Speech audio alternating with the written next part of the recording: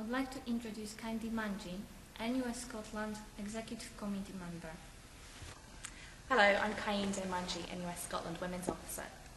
Today, students across Scotland are taking part in activities to highlight student hardship as part of NUS Scotland's Still in the Red campaign day of action. They've organised Santa flash mobs, soup kitchens and grottos of hardship. Many others have also sent Christmas cards to their principals, calling on them to take action on student hardship. We all know only too well the realities of student hardship. It's an experience that we live every day. Students are the only group in society that the government actually legislates to keep below the poverty line. That's less than £7,000 a year to feed ourselves, clothe ourselves, pay rent, buy food, get about. And that's even before we think about books and equipment or any of those other cleverly disguised course costs that we all know so well about. Last summer, we asked students across Scotland about their experiences of hardship. The results we got back were more worrying than even we could have expected.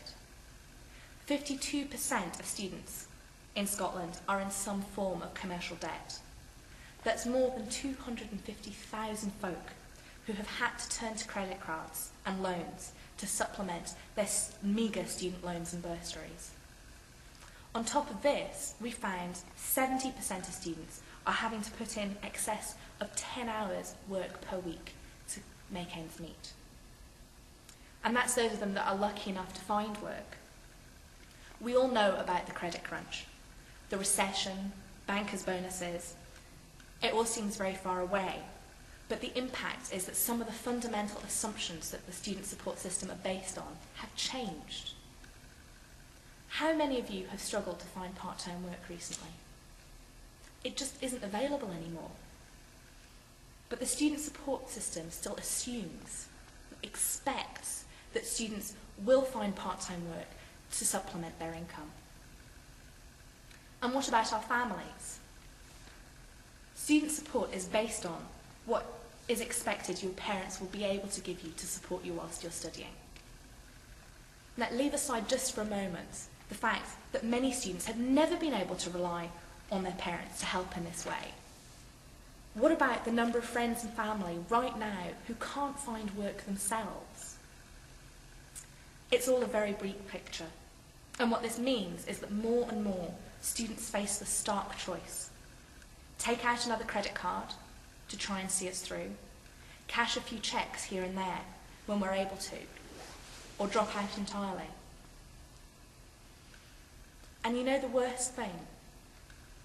A whole load of students who are starting university and college this year don't even know what's coming.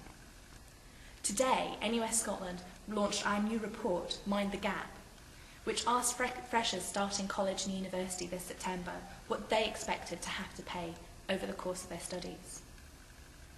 3/4 of freshers expect to live on less than £150 per week, covering food, rent, bills, and all of their other costs.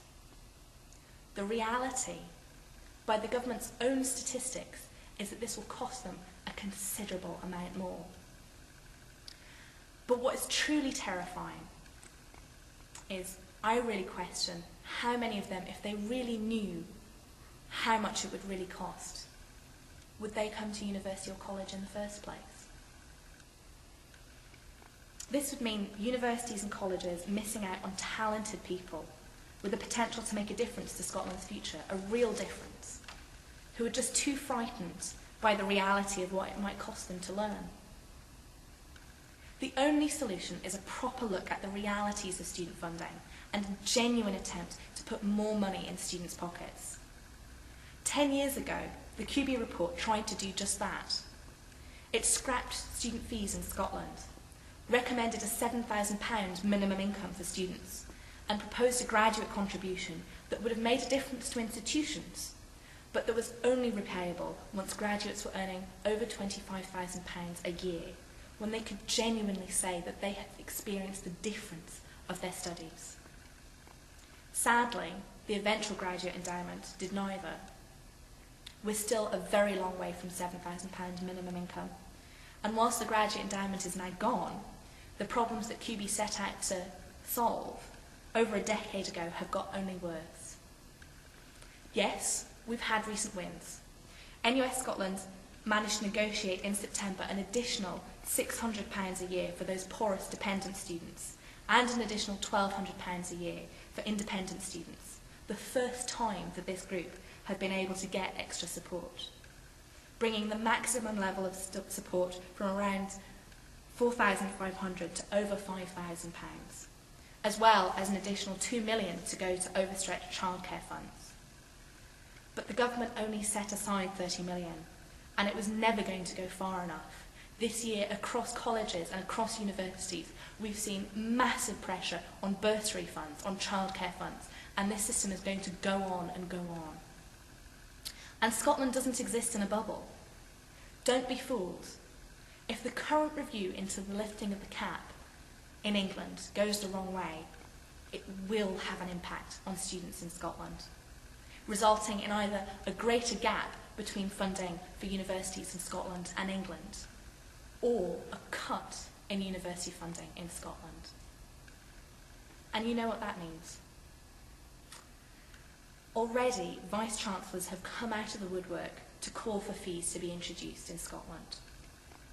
We cannot allow this to happen. We must make the case that it is unacceptable to have students sleepwalking into poverty and commercial debt. It is unacceptable that students face a choice between buying books or buying food. And it is unacceptable to go after students' pockets time and again whenever institutions are feeling cash shy. 10 years on from QB, students are still in the red. It's time to really commit to genuine and lasting change on student hardship.